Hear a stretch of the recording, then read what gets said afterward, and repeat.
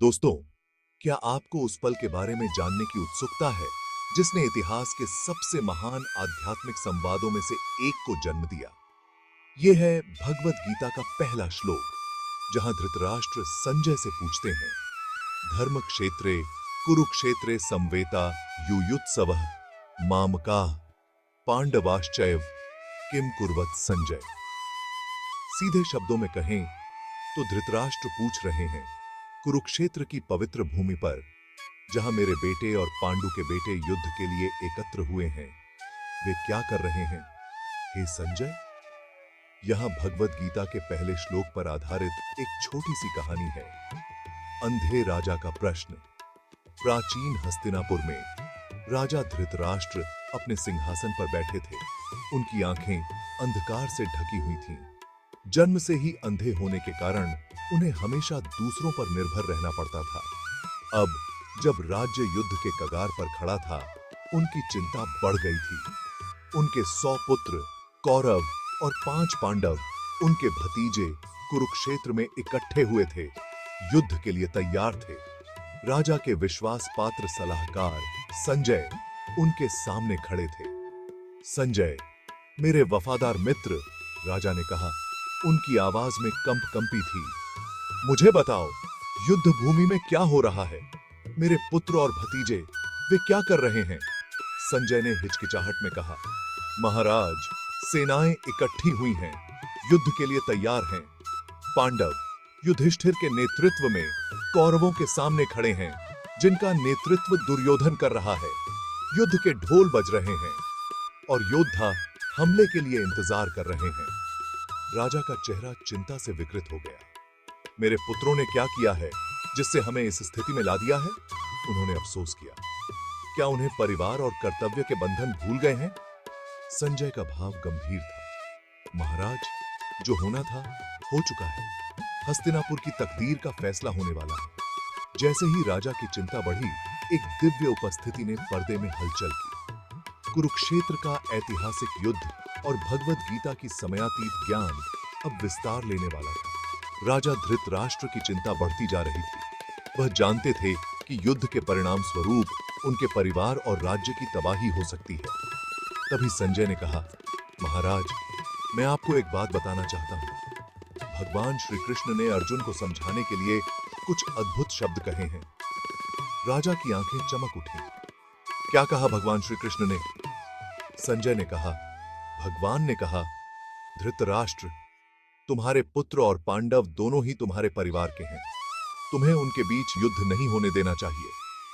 राजा का दिल दुख से भर गया। लेकिन क्या मैं ऐसा कर सकता हूं? मेरे पुत्रों की महत्वाकांक्षा और अहंकार ने उन्हें अंधा बना दिया है। संजय ने कहा, महाराज, भगवान श्री कृष्ण की बात सुने। वह आपको और आपके परिवार को सही मार्ग दिखाएंगे। राजा ने संजय से कहा, जाओ संजय, भगवान श्री कृष्ण से कहो कि मैं उनकी बात सुनने के लिए तैयार हूं। संजय ने राजा की आज्ञा मानी और भगवान श्री कृष्ण के पास गया। वह उनकी बात सुनकर वापस आया और राजा को भगवान के संदेश को सुनाया। इस तरह भगवान श्री कृष्ण की शिक्षाएं राजा धृतराष्ट्र तक पहुंची और उन्हें अपने परिवार और राज्य के लिए सही निर्णय लेने में मदद की। भगवान श्री कृष्ण ने अर्जुन को समझाया, हे अर्जुन, तुम्हारा कर्तव्य है युद्ध में लड़ना, लेकिन तुम्हें अपने परिवार के प्रति भी अपना कर्तव्य निभाना है। अर्जुन ने कहा, लेकिन भगवान, मैं अपने परिवार के खिलाफ कैसे लड़ सकता हूं? यह तो पाप होगा। भगवान श्री कृष्ण ने मुस्कुराते हुए कहा, हे अर्जुन, तुम्हारा परिवार तुम्हारा नहीं है। तुम्हारा असली परिवार तो तुम्हारा आत्मा है। तुम्हें अपने आत्मा की आवाज सुननी होगी। अर्जुन ने कहा, लेकिन भगवान, मैं अपने आत्मा की आवाज कैसे सुन सकता हूं? भगवान श्री कृष्ण ने कहा, हे अर्जुन, तुम्हें अपने मन को शांत करना होगा। तुम्हें अपने विचारों को नियंत्रित करना होगा। तब तुम अपने आत्मा की आवाज सुन सकोगे। राजा धृतराष्ट्र ने संजय से कहा, संजय, भगवान श्री कृष्ण की बातें मेरे दिल को छू रही हैं। मैं अपने परिवार के लिए क्या कर सकता हूं? संजय ने कहा, महाराज, भगवान श्री कृष्ण ने आपको एक मार्ग दिखाया है। आप अपने परिवार के लिए प्रार्थना करें और अपने आत्मा की आवाज सुने। राजा धृतराष्ट्र ने अपने आत्मा की आवाज सुनी और अपने परिवार के लिए प्रार्थना की। उन्होंने अपने पुत्रों को समझाने का फैसला किया। राजा धृतराष्ट्र ने अपने पुत्रों को बुलाया और उन्हें समझाने की कोशिश की, लेकिन उनके पुत्रों को भगवान श्री कृष्ण की बातें नहीं माननी थी। दुर्योधन ने कहा, पिताजी, हमें युद्ध जीतना होगा, हमें हस्तिनापुर की गद्दी पर बैठना होगा। राजा धृतराष्ट्र ने दुख से कहा, मेरे पुत्रों, तुम्हारी महत्वाकांक्षा तुम्हें कहां ले जा रही है? तुम्हारे भाइयों के खिलाफ युद्ध करना क्या सही है? दुर्योधन ने जवाब दिया, पिताजी, यह युद्ध हमारे भविष्य के लिए है, हमें अपने अधिकार के लिए लड़ना होगा। राजा धृतराष्ट्र ने देखा कि उनके पुत्रों को समझाना मुश्किल होगा। उन्होंने भगवान श्री कृष्ण से मदद मांगने का फैसला किया। भगवान श्री कृष्ण ने राजा धृतराष्ट्र को कहा, हे राजा, तुम्हारे पुत्रों को समझाने के लिए मैं अर्जुन को भेजूंगा। वह उन्हें समझाएंगे कि युद्ध क्या है और इसके परिणाम क्या होंगे। राजा धृतराष्ट्र ने कहा, भगवान, आपकी कृपा होगी, मैं अपने परिवार को बचाना चाहता हूं। भगवान श्री कृष्ण ने अर्जुन को भेजा, जो दुर्योधन से मिले और उसे समझाने की कोशिश की, लेकिन दुर्योधन को भगवान श्री कृष्ण की बातें नहीं माननी थीं। अब युद्ध की घड़ी निकट आ रही थी। दुर्योधन ने अर्जुन से कहा, मैं युद्ध के लिए तैयार हूं, मैं हस्तिनापुर की गद्दी पर बैठने के लिए किसी भी कीमत पर लड़ूंगा। अर्जुन ने दुख से कहा, दुर्योधन, तुम्हारी महत्वाकांक्षा तुम्हें कहां ले जा रही है? तुम्हारे भाइयों के खिलाफ युद्ध करना क्या सही है? दुर्योधन ने जवाब दिया, मैं अपने अधिकार के लिए लड़ूंगा, मैं हस्तिनापुर का राजा बनने के लिए किसी भी कीमत पर लड़ूंगा। अब युद्ध की घड़ी निकट आ रही थी। भगवान श्री कृष्ण ने अर्जुन को समझाया, हे अर्जुन, तुम्हारा कर्तव्य है युद्ध में लड़ना, लेकिन तुम्हें अपने परिवार के प्रति भी अपना कर्तव्य निभाना है। अर्जुन ने कहा, भगवान, मैं समझ गया हूं, मैं अपने कर्तव्य को निभाऊंगा। इस तरह युद्ध की तैयारी हो गई। दोनों पक्षों की सेनाएं तैयार हो गईं। युद्ध की घड़ी आ गई थी। भगवान श्री कृष्ण ने अर्जुन को समझाया, हे अर्जुन, तुम्हारा कर्तव्य है युद्ध में लड़ना, लेकिन तुम्हें अपने परिवार के प्रति भी अपना कर्तव्य निभाना है। अर्जुन ने कहा, भगवान, मैं समझ गया हूं, मैं अपने कर्तव्य को निभाऊंगा। भगवान श्री कृष्ण ने अर्जुन को गीता का उपदेश दिया, जिसमें उन्होंने कहा, हे अर्जुन, जीवन में दो मार्ग हैं, एक धर्म का मार्ग और दूसरा अधर्म का मार्ग। तुम्हें धर्म का मार्ग चुनना होगा। अर्जुन ने कहा, भगवान, मैं धर्म का मार्ग चुनूंगा। इस तरह युद्ध शुरू हो गया। अर्जुन ने अपने कर्तव्य को निभाया और युद्ध में लड़े, लेकिन उन्होंने भगवान श्री कृष्ण की शिक्षाओं को कभी नहीं भुलाया। कौरवों और पांडवों की सेनाएं आमने सामने थीं।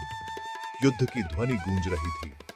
तभी भगवान श्री कृष्ण ने अर्जुन से कहा, हे अर्जुन, अब समय आ गया है जब तुम्हें अपने सबसे बड़े दुश्मन का सामना करना होगा। अर्जुन ने कहा, भगवान, मैं तैयार हूं। भगवान श्री कृष्ण ने अर्जुन से कहा, हे अर्जुन, तुम्हारा सबसे बड़ा दुश्मन है दुर्योधन। वह तुम्हारे परिवार के खिलाफ युद्ध कर रहा है। अर्जुन ने कहा, भगवान, मैं समझ गया हूं, मैं दुर्योधन का सामना करूंगा। युद्ध भूमि में अर्जुन और दुर्योधन आमने सामने हो गए। दुर्योधन ने अर्जुन पर हमला किया, लेकिन अर्जुन ने उसे पराजित कर दिया। दुर्योधन ने कहा, अर्जुन, तुमने मुझे पराजित कर दिया, लेकिन मैं अभी भी अपने अधिकार के लिए लड़ूंगा। अर्जुन ने कहा, दुर्योधन, तुम्हारा अधिकार तुम्हारे कर्मों से तय होगा। तुमने अपने परिवार के खिलाफ युद्ध किया है, इसलिए तुम्हें इसका परिणाम भुगतना होगा। इस तरह युद्ध समाप्त हो गया। पांडवों ने कौरवों को पराजित कर दिया। अर्जुन ने अपने कर्तव्य को निभाया और भगवान श्री कृष्ण की शिक्षाओं को अपनाया। भगवान श्री कृष्ण ने अर्जुन से कहा,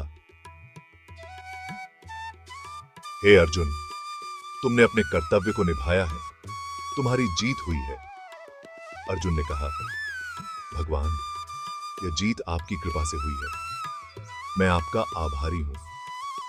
इस तरह भगवत गीता की कहानी समाप्त होती है। भगवान श्री कृष्ण की शिक्षाएं हमें जीवन में सही मार्ग चुनने में मदद करती हैं। ये श्लोक पूरे भगवत गीता का आधार बनता है। यहीं से एक ऐतिहासिक संवाद की शुरुआत होती है, जहां भगवान कृष्ण अर्जुन को कर्तव्य, धर्म और आत्म साक्षात्कार की पेचीदगियों से अवगत कराते हैं। कुरुक्षेत्र का युद्ध क्षेत्र हमारे भीतर होने वाले संघर्षों का रूपक बन जाता है।